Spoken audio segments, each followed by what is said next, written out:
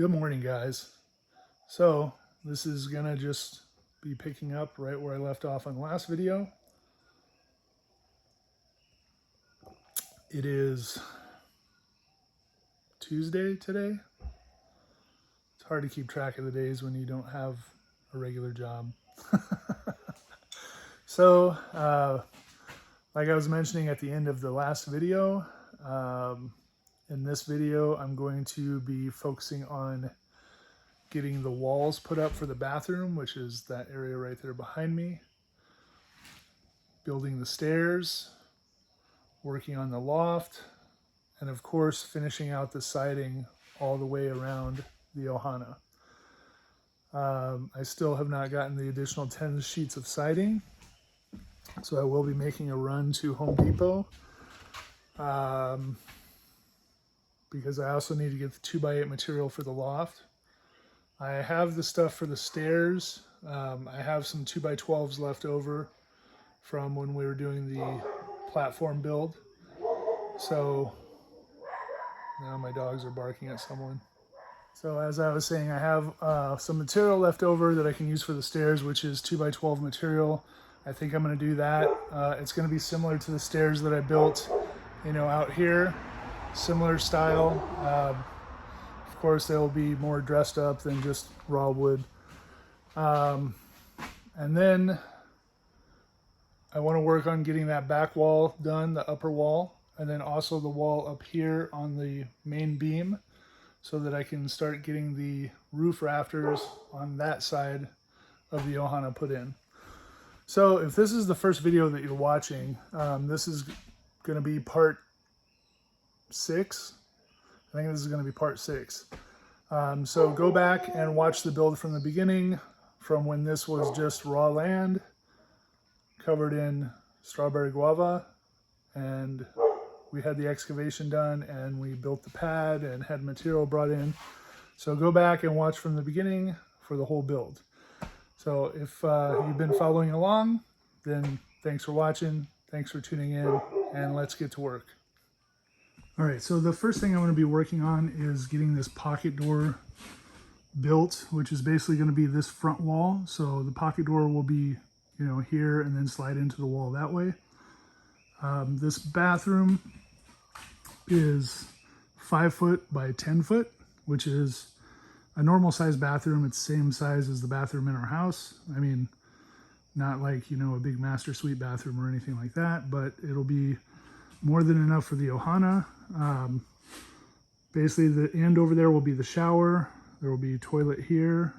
Window is going to be above the toilet a little ways, and then there will be a vanity here. Pocket door will be there, so there won't be any doors, swinging one way or the other. And I may end up adding some kind of a storage cabinet, built-in cabinet here on the outside. But we'll see how this pans out, if I need more storage space or if I'm able to build a small storage cupboard in there for towels and stuff like that. But anyway, the pocket door. So they have those prefabbed pocket door kits that you can buy at Home Depot, and they're kind of expensive. They're a couple $100 depending on the size you get, and they are pretty much total junk.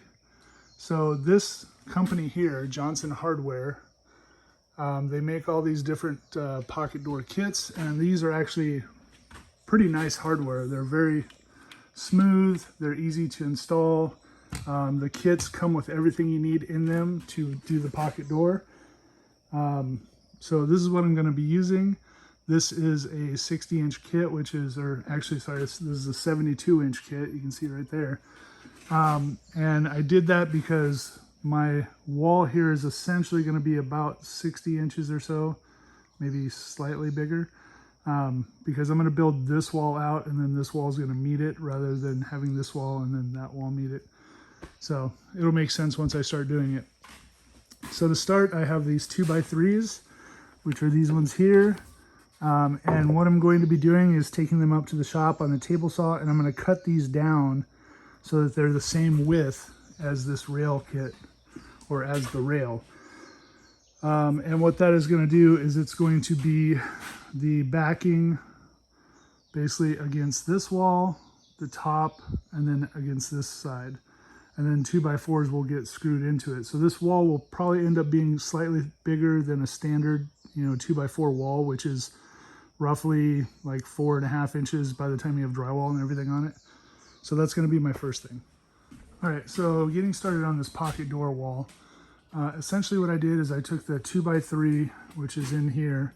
I cut it down to 2 inches, which is probably 3/16 wider than what the aluminum track is that is going to be used for the door. So there's roughly maybe like an 1/8 inch or so on either side of the track once it's put in. So what I'm doing is I'm essentially building this track all the way around. So there's going to be one against here. There will be the same on the top, and then the corner over here will be the same coming up. And then in between there's going to be 2x4s coming down every 16 inches, just like a normal wall. The only difference is they're going to be turned sideways instead of, in line with the wall, or perpendicular to the wall, I guess. So that's what I'm doing now. This is going to end up getting a 2x6 top cap on it. And the 2x6 is about 1/4 inch wider, so I'll have to go cut that down on the table saw and then build out this wall. And then on the bottom, there's not going to be a bottom cap. So what will end up happening on there is I will put some spacers in there temporarily until I get the 2x4 secured to the floor. And then I will remove the spacers because the door is going to need to be able to swing, slide freely through there. So you can't really have a bottom piece. I could get like a 1x piece of material and put it in there, I guess. But I think it's going to be just fine securing it directly to the floor. So we'll see how it finishes out. All right, so I have the pocket door wall built. It is not attached yet, it's just sitting here. I did go ahead and put a piece on the bottom there because I was thinking that by the time I get the floor in, and then if there's a threshold, and then you'll need like a 1/2 inch, 3/8 to a 1/2 inch gap on the bottom of the door. So I did that just so I could make it more secure and more solid. And I will go back and I'm going to put in some 2x4 pieces in between here on this whole section. That way the pocket is completely in there, so the door will be fully encased. So when the door is shut, it's not just sitting like against this, it actually goes into the pocket. So should be pretty good. I need to get this finished up and I'll get it attached to the wall.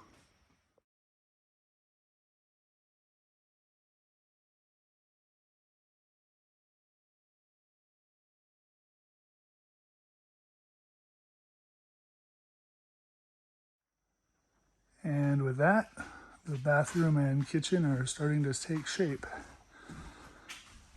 So I still got to put those little cross pieces in there on the bottom. I'll do that later. And then of course I still need to cut the rail and install it, as well as the rollers, the little roller bearings that go in there. But I will do all that later. This is done. So what's going to happen in here is there's going to be a counter here that wraps around there. How far back in here it goes, I'm not sure. If we're going to make it just go all the way back, or if we're going to make this storage, it'll probably end up being storage. And then the refrigerator will go right here underneath the stairs. So yeah, next I think I'm going to start on the stairs. Either that, or if I go to town and get the wood to start working on the loft. We'll see which one I do.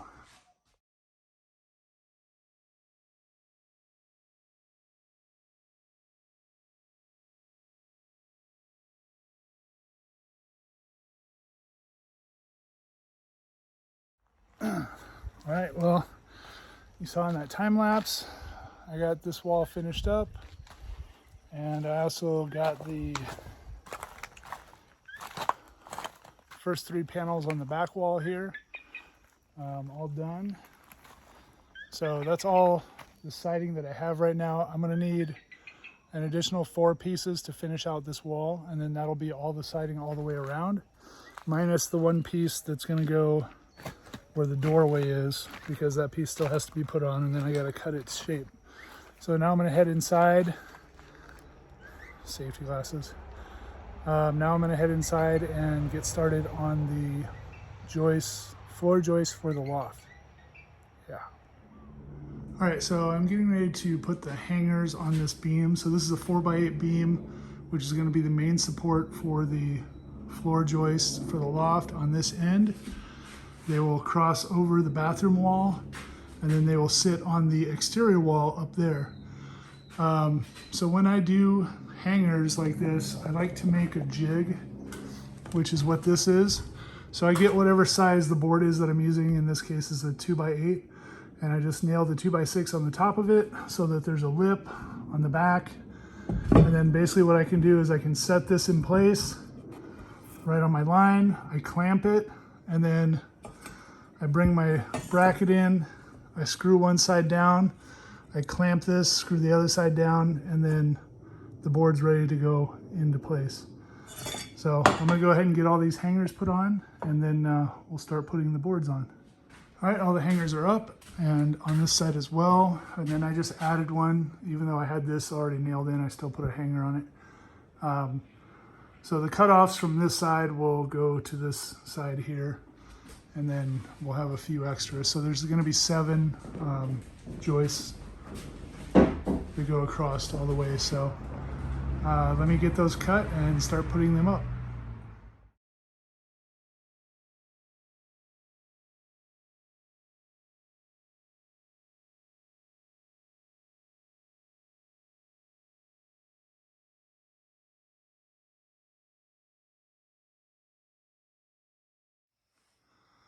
All right, so this is done, as you saw in the time lapse. I think another couple days have passed. Saturday morning now. Everything's buttoned up, everything's nailed in for the loft. I went to Home Depot, got the remaining sheets of siding that I need. So as you can see, siding is all the way around, and then I also got a door. So what I'm going to do now is get this door installed. That way, once I put the handle and lock on it, I can actually lock this up, and then I don't have to keep carrying things up to the house. I can leave them down in here. Not that I have had an issue with anyone coming in here, but just so I know that it's secure. So that's what I'm going to do now, is focus on getting the door in. And basically what's going to happen with that is I have some silicone. So usually when I install a door, I do 100% silicone, and I do, you know, a little squiggle there at the base. I set the door onto the base, put the door up, make sure everything's plumb and square, and then screw the door in. Normally what that entails, which I'll show this as I'm getting it more into place, the hinges are on this side of the door. In the hinges, there's always, when you buy a door like this that's already framed out, they always leave one screw out on the hinges. So you have your 3 anchor screws that go in, and that's what basically attaches the door. And then you can add in a couple others where you go in behind this weather stripping and you put a screw in, which I'll show that once I get to it. And then you get the door in place. This door will also need to get painted eventually. It's basically just a primed door.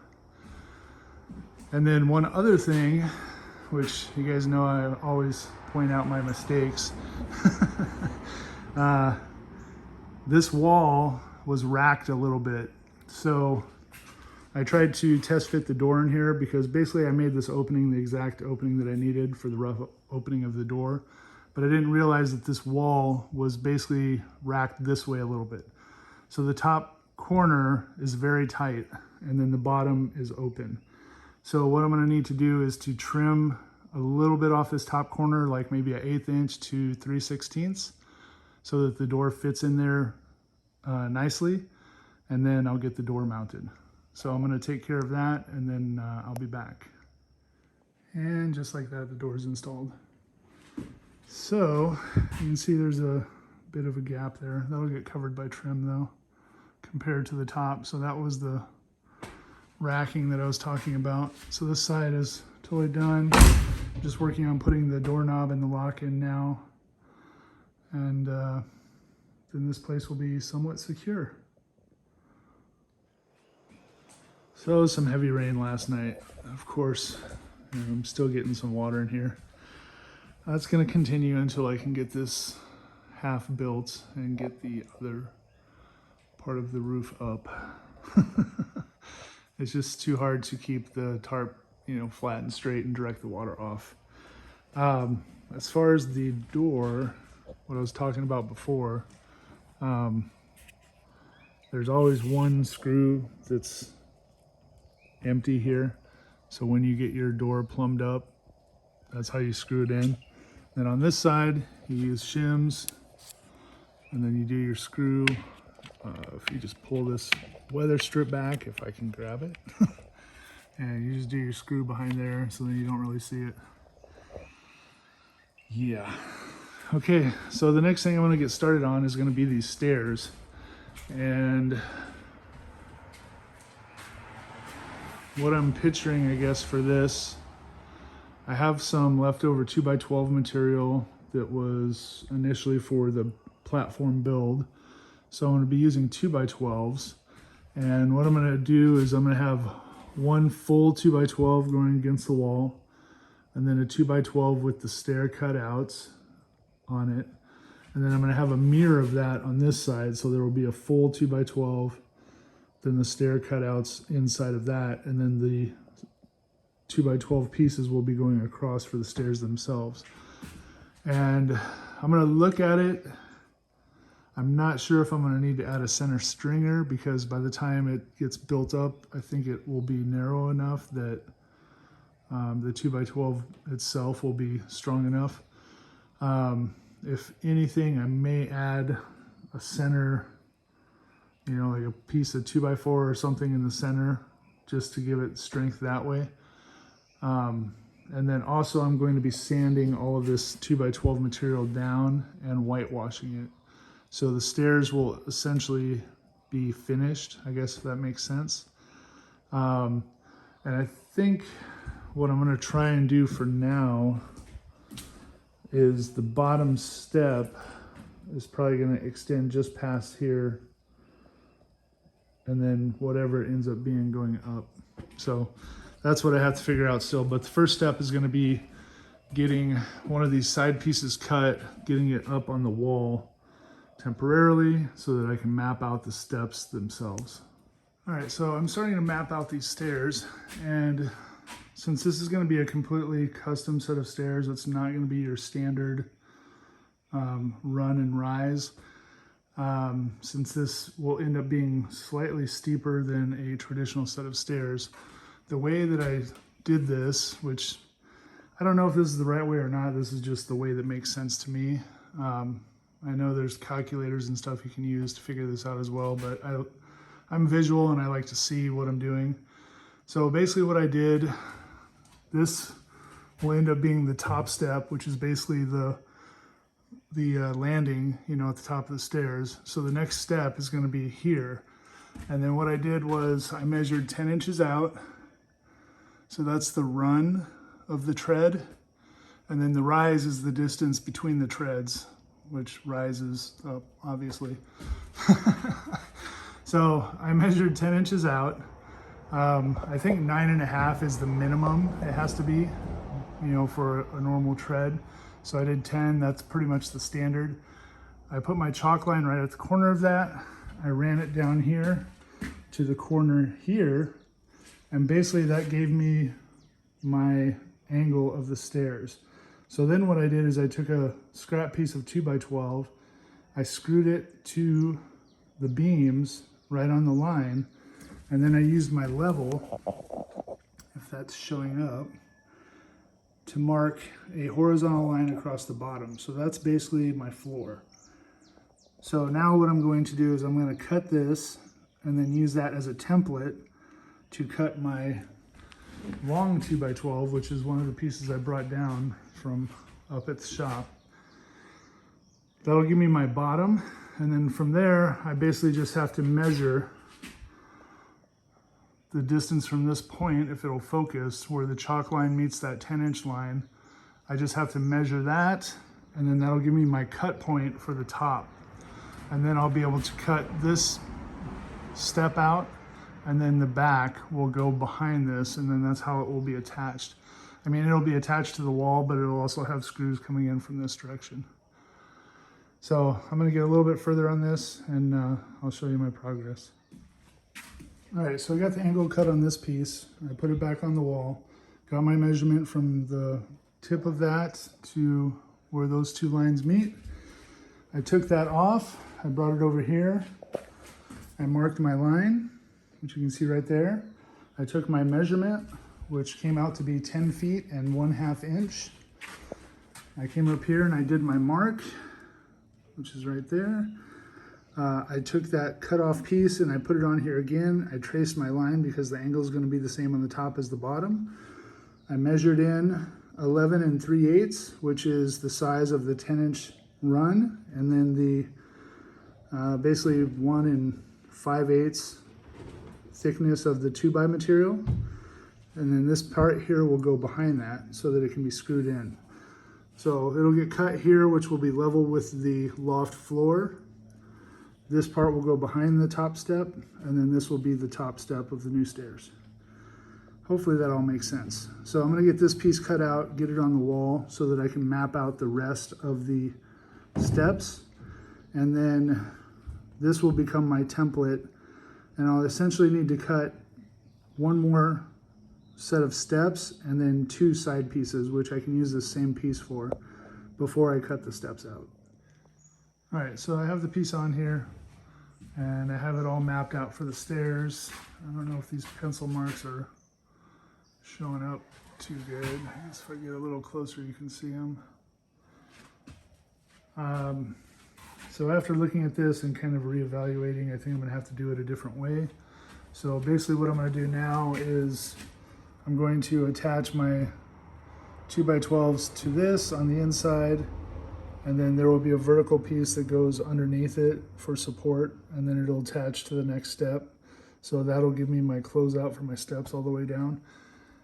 Just because when I was looking at this, for me to do a 10-inch, it's gonna put it way past where the vertical is.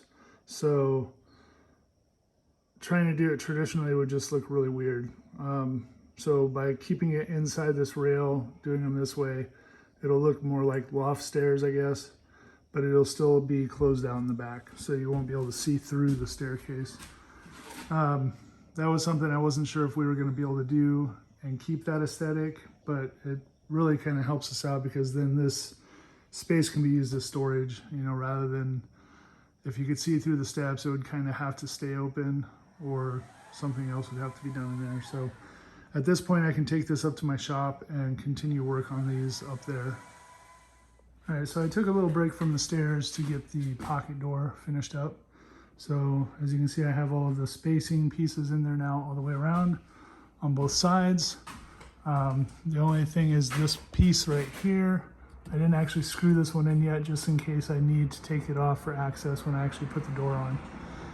So I will probably make it so that this piece will always be removable in case I ever need to like adjust the door. But it depends on, once I actually get this in here, how far down it hangs. Then maybe I won't even need to have that, but we'll see. So I got the rail cut and I'm getting ready to install it now. All this is easy, of course, you know, when the wall is open. If you ever have to service this when the wall is closed, it's a lot more difficult. So I'm gonna get this installed.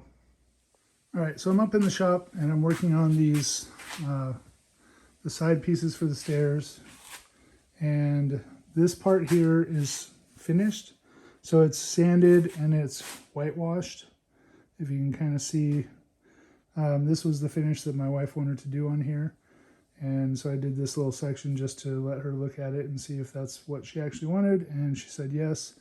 So now that that's done, I'm going to continue with these. I'm getting ready to mark them out. I had to change the steps a little bit. I was doing about 7.5 from step to step. Now I'm going to change that to 9. just because it would have been, having them that close would have made it a little short. So I'm increasing it to 9. So what I did is I made a jig. Basically, I cut this board 9 inches. So I'm going to put this on the top, draw a line, move it down, draw a line, and so on and so forth until I get to the end. And then do that on both sides. And basically what I'm going to do, I'm going to route out a pocket, just go like 1/4 of an inch deep that the stair tread will fit into. And then it's going to get screwed in from the outside on both sides. And then this whole piece as a unit will get put into the Ohana. So I'm going to continue working on that and see how far I get. All right, guys, well, these steps are going to be a lot of work. Just the sanding and preparation and the finish that I want to put on them. Having to sand each one, sand each step. So I have these 2 sides both sanded just on one side, and I have them marked out with the new measurements for the steps, which probably isn't showing up very well on that. But I'm going to go ahead and end this video just because I know this one's getting long. I think it's like 26 minutes or something now. So, but I'm just going to keep going on these. So pretty much every video just picks up where the last one left off, and it'll just be as many videos as it ends up being to build the Ohana. So I'm going to continue to work on these steps. I probably won't show a lot of it because it's just a lot of sanding and like boring stuff. I'm going to continue to work on the steps, get those installed. I went and picked up the subflooring for the loft, so that's something that I'm going to be starting on next. Once that's up, then I can start working on the upper level walls and get those walls done, as well as the upper section of the roof started. So, and I also bought, I bought the big window. That was like $500 just for that one window. So I'm going to get that installed because right now that's the only spot where there's a hole in the siding. And the reason for that was because that window was so long that rather than use a full sheet of siding and then cut the middle out where the window was, I just used scrap pieces of siding. So that's why there's a hole in the middle of that. It wasn't because I just wanted to have a hole in there. It's because I was saving material. Anyway, so all that's going to be coming up in the next video. Hopefully have the stairs finished, subflooring in the loft, big window installed, start working on the upper walls. So that's it. As always, guys, thanks for watching. Thanks for tuning in. I will see you on the next video. Aloha.